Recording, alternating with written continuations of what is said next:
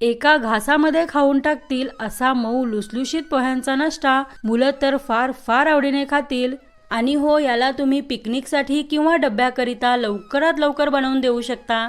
तर चला मग हा नाश्ता बनवण्यासाठी इथं मी जवळपास 1 वाटी पोहे घेऊन त्यात भरपूर पाणी टाकून पोह्यांना धुवून घेत आहे। आणि हो, इथं तुम्ही जाड किंवा पातळ कोणतेही पोहे वापरलात तरी चालतं, त्यामुळे असेल ते पोहे घेऊन असं 1 वेळा धुवून घ्यायचं। मग त्यानंतर त्यासोबत पोह्याच्या समान प्रमाणात जाड किंवा बारीक असेल तो रवा घेऊन त्याच्या अर्ध्या प्रमाणात ताजं दही व दह्याच्या डबल पाणी व तसेच शेवटी चवीपुरतं मीठ टाकून व्यवस्थित मिसळून घ्यायचं आहे। आणि हो, जर तुम्हाला रवा वापरायचा नसेल तर त्याऐवजी तांदळाचं पीठ वापरून सुद्धा हा नाश्ता बनवू शकता। आता याला झाकून 5 मिनिट भिजण्यासाठी इथंच सोडू आणि दुसरीकडे गॅसवर एखादा पॅन किंवा कढई ठेवून त्यात साधारण 1 चमचा तेल टाका आणि तेल गरम झाल्यानंतर त्यात अगोदर अर्धा चमचा जिरं व तसेच बारीक कापलेला 1 लहान कांदा टाकून थोडंसं परतून घेऊया। जास्त वेळ परतायची गरज नाही, फक्त तो नरम होईपर्यंत परतायचं। मग त्यानंतर बारीक चिरलेली थोडी शिमला मिरची आणि बारीक चिरलेलं थोडं टमाटर व हे लवकर नरम व्हावे म्हणून अगदी थोडंसं मीठ टाकून या सर्वांना काही सेकंद परतून घेऊया। तसं यात तुम्ही तुमच्या मुलांच्या आवडीनुसार इतर कोणत्या भाज्या व त्यांचं प्रमाण कमी जास्त वापरू शकता। तर असं भाज्या नरम झाल्यानंतर यात मी पातळ लांब चिरलेली पालक टाकत आहे। तुम्ही हवं तर मेथी सुद्धा वापरू शकता आणि त्याचा कच्चेपणा जाईपर्यंत थोडंसं परतून घ्यायचं।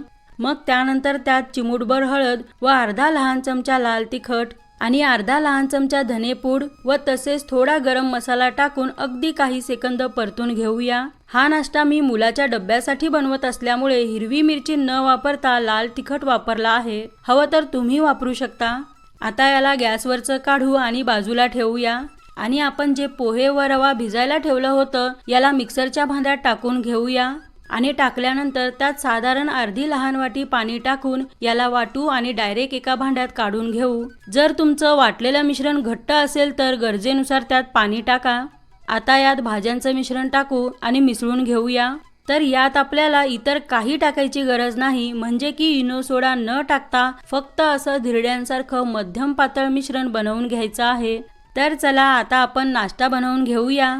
मग त्यासाठी पॅन किंवा तव्याला अगदी थोडंसं तेल लावून त्यावर 1-1 चमचा भरून मिश्रण टाकून हलकसं पसरवून घ्यायचंय, अगदी व्हिडिओत पाहताय ना तसं। तर इथं मी लहान लहान आकारात नाश्ता बनवत आहे, हवं तर तुम्ही एकच मोठ्या आकारात बनवू शकता, पण असा छोटा छोटा नाश्ता दिसतो भारी म्हणून मुलांना तर फारच आवडतो। तर मिश्रण पसरवल्यानंतर मंद ते मध्यम आचेवर थोड्या वेळ भाजायचं आणि मग वरची बाजू पूर्ण सुकली की एकेकाला पलटून मध्यम आचेवर दुसऱ्या बाजूने चांगलं भाजून घ्यायचं आहे। तसं याला भाजायला अजिबात जास्त वेळ लागत नाही, अगदी कमी वेळेत व तसेच 1 चमचा तेलात काही मिनिटात खूप सारा जबरदस्त टेस्टी आणि पौष्टिक नाश्ता तयार होतो।